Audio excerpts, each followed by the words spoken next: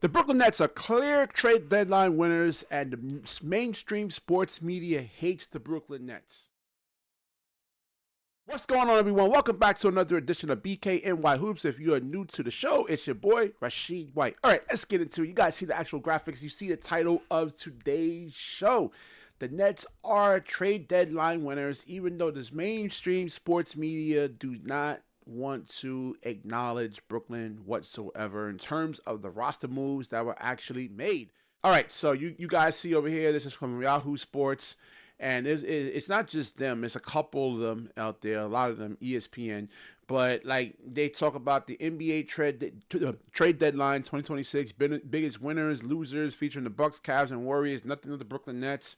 Even like the teams that actually lost in the trade deadline, they bring these teams up, but like I'm gonna scroll down real quick. We're not gonna make this into a long video, but you know, I'm pretty much summarizing it for you. The Warriors are mentioned here, the actual Wizards and Cavaliers, Indiana Pacers.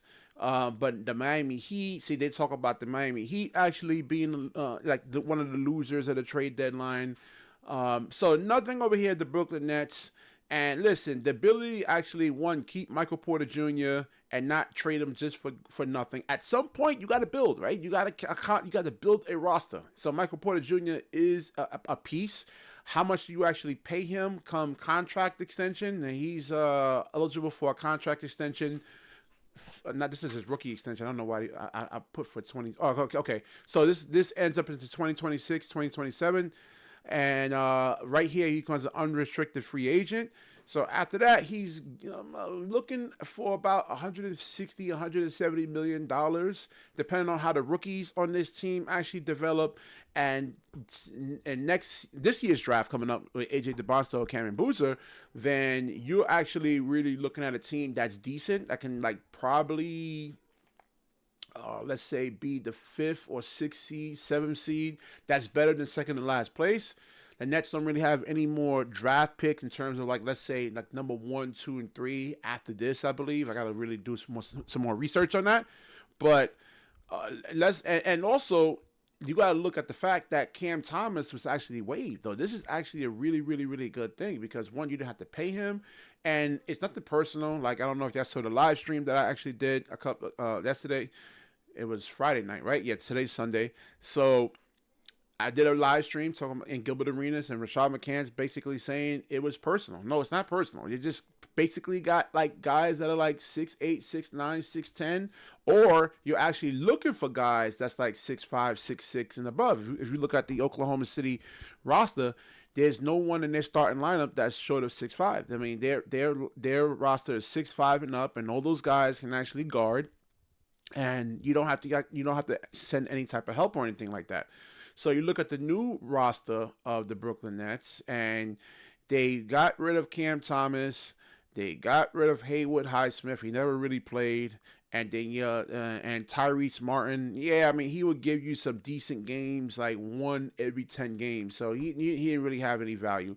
So Abaji, I think, is a decent pickup. You talking about Hunter Tyson? I think they waived him, and then Josh Midnight. I got to look at these players and look at these scout reports. And Toronto, Abaji didn't really play much.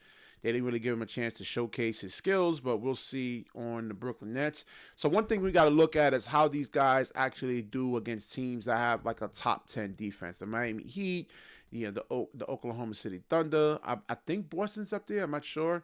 As of yet, they should be up there, I believe, in terms of like top 10 defenses. So then we'll see what the weaknesses are. But yeah, like getting rid of Cam Thomas is definitely a win-win for the organization, because I've been saying this for the last 3 years since like they got rid of Kevin Durant, and when they had that big three assembled, and you look at Patty Mills and Seth Curry. No more below the rim, undersized guards, man. I want average NBA height, 6'6" and up, 6'5", 6'6" and up. That's what I want to see, man. You got to match up to teams that are way more physical, way more athletic. You have to match physicality with physicality. All right. So this is actually a big win over here. So we'll see how the rookies develop. I think those guys will get better in the off season in terms of Danny Wolf and what's his name? Damn, I'm in like a brain freeze right now, man. Diego Demon and Nolan Troyer, all these guys that hit the weight room and they'll actually get stronger.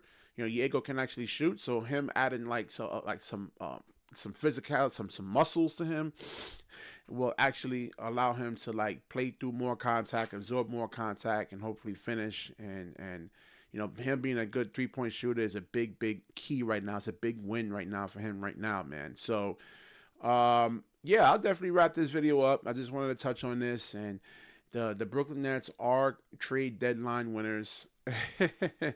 You know, none of the media wants to talk about it, but so I will. All right. So definitely like, comment, subscribe, and certainly share this video. And when you share, the universe certainly shares back with you. Peace.